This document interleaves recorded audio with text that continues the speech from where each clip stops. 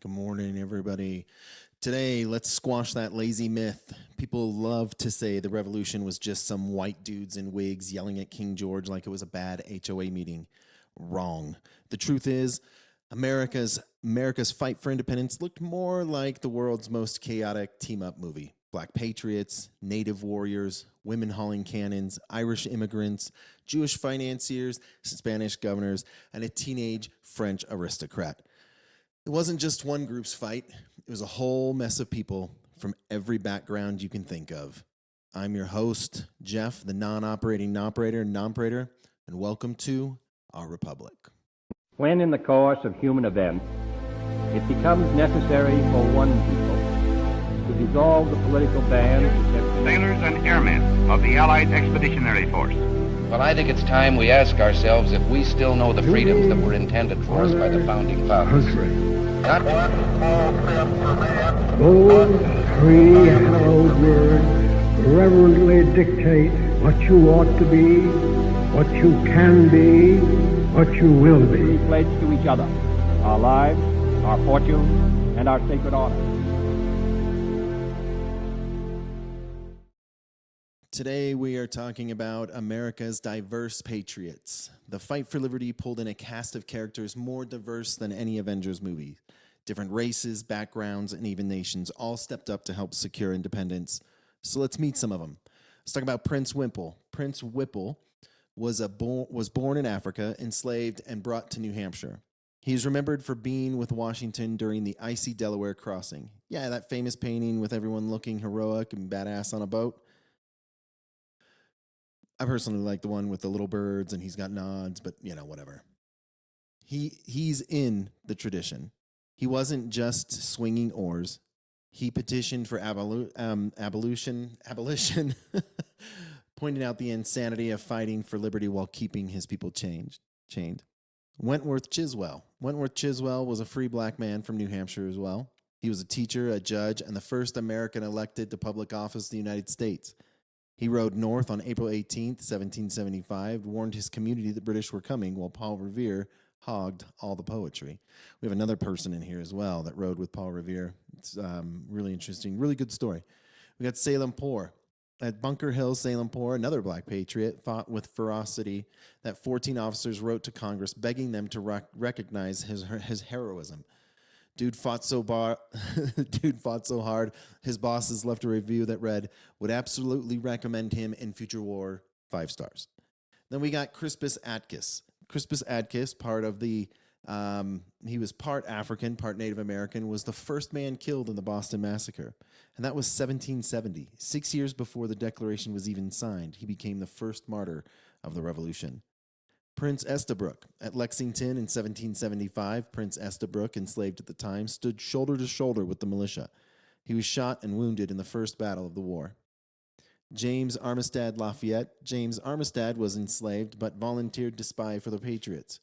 He pretended to be a runaway and infiltrated British camps, feeding them lies while funneling the real intel to Lafayette. His work was so good, it helped secure the win at Yorktown. And when he was free, he added Lafayette's name to his own in gratitude. We got Juan Morales, a Spanish merchant and diplomat who came to America in 1778. He worked closely with Washington and Congress, shipping supplies and money. Spain couldn't exactly wave a flag too soon, but Morales was their guy on the ground. We got Bernardo de Galvez. This is Galveston, Texas is named after this guy. Bernardo de Galvez was Spain's governor of Louisiana, and he went all in. He raised arms, captured British forts at Baton Rouge, Mobile, and Pensacola. He kept supply lines open for all the patriots, and his motto, Yo solo, by myself. General Richard Montgomery. Montgomery was born in Ireland, fought for the British, and then switched sides and joined the Patriots. He led the invasion of Canada and died charging Quebec in 1775. Commodore John Barry, another Irishman. John Barry was the first, he was called the father of the American Navy. And we're going to talk about the formation of the Navy at some time here in the future. I don't remember. I think we have to do the Constitution stuff first. But anyway, we'll get to it. He captured British ships, trained future officers, and made sure the U.S. could fight on water, not on land, not just on land. Then you got General Lafayette. The Marquis de Lafayette was basically a teenager fanboy of freedom. He ignored the French king's orders, sailed across the Atlantic, and volunteered to fight for America at 19. Washington treated him like a son, and his connections secured the vital French aid. The Tuscaros. Here we go. We're going to do the speech thing. We got to do it every episode. I can't even hear it. Hang on. Can you guys hear it? Hang on. Let's see if we can do it again. Tuscaroros. The Tuscaroros were one of the Iroquois tribes. While much of the Confederacy sided with the British, the Tuscaroros, sorry, I'm butchering the names, broke ranks and backed the Patriots. They fought in key campaigns, taking huge risks for independence. Sybil Ludington. At 16 years old, Sybil Ludington rode 40 miles through the night to rally the militia after the British burned Danbury, Connecticut. That's double Paul Revere's ride. They actually have a statue of Sybil Ludington. I can't remember where it is. I'm working with a screenwriter. He actually has a movie that's based off of a book, Chasing Fireflies, about Sybil Ludington. It's a really, really, really good script. Hopefully we can get it made. Mary Lugwood Hays, also known as Molly Pitcher. Mary Hayes earned her nickname Molly Pitcher by carrying water to the soldiers in the middle of battle. At Monmouth, her husband collapsed, and she stepped up and manned his cannon. And you got Anna Strong. Anna Strong was part of Washington's Culper spy ring. She used her clotheslines to send code signals, black petticoats, white handkerchief, each meaning something different. Laundry as espionage. They actually have a show called Turn. It follows things pretty closely. A lot of key characters are still in it. Benjamin, Webster, I think his name is. They got Culper, who's in there, Anna Strong, a whole bunch of other individuals. I highly recommend it. It's a really, really good show. Obviously, it's dramatized, but really, really good. Isaac Moses. Isaac Moses was a Jewish financier who helped bank the revolution. He provided loans and credit when government's pockets were emptier than a college kid's refrigerator.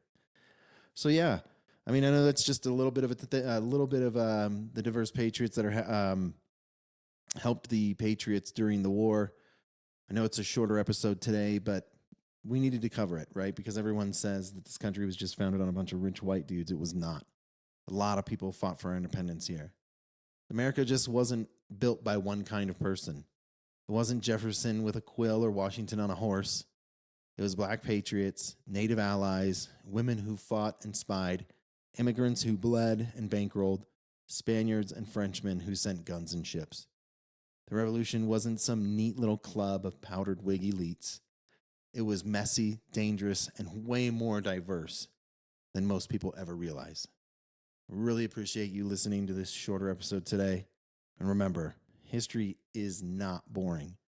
Not when liberty is hammered out by black soldiers, native allies, teenage riders, and women with cannons, Jewish bankrollers, Irish sailors, French nobles, and Spanish governors, all fighting the same fight.